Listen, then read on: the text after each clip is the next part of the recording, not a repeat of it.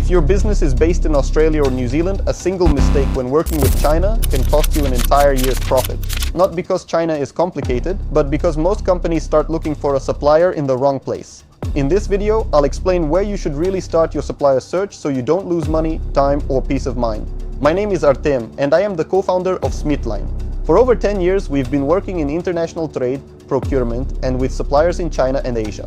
Over the years, we've seen hundreds of the same mistakes that businesses make right at the very beginning. The search for a supplier in China doesn't start with the factory or even with China itself. It starts with the product. Almost everything is manufactured in China, but your task is not to find something similar, but to find exactly the product your business needs. Before you contact your first supplier, you need to have a clear understanding of exactly what you're looking for, what materials the product should be made of, what its specifications are, which quality standards are critical for you, whether certification is required, and what the packaging should be like. The more precisely you understand the product at the start, the fewer surprises you'll encounter later. The next step is to look at similar products to those you already use or sell. Most people limit themselves to Alibaba only. That's a good place to start, but it's far from the only option. There are a number of platforms in China that are focused on the domestic market, and that's often where you'll find real factories and manufacturers, not just export intermediaries. If you need a list of such platforms and apps, just write to me and I'll send it to you in a convenient format. A very common mistake at this stage is to find one supplier and immediately try to work with them. The right approach is to select several factories or sellers and contact each of them. At this stage, it's important to compare not just the price.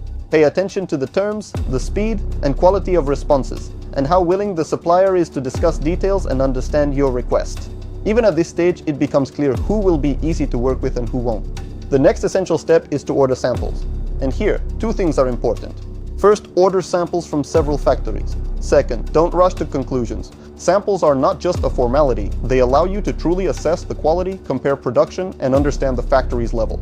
It often makes sense to collect all the samples at one warehouse and send them in a single shipment, so you don't have to wait for each one separately.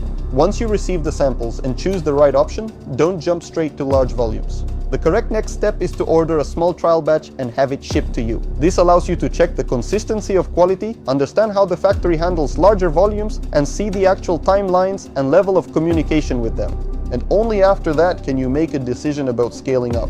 If the quality of the batch matches the quality of the samples, then it makes sense to order more, but in this exact sequence, not the other way around. China has a history of over 5,000 years, and when working with China, you can't rush things, especially if your business is in Australia or New Zealand, where any mistake at such a distance can be very costly. A calm and step-by-step approach almost always beats rushing. In the next videos, we will take a detailed look at payments, risks, supplier verification, the differences between factories and intermediaries, and the red flags you shouldn't ignore. Thank you for watching. Subscribe, there's a lot of interesting content about China here.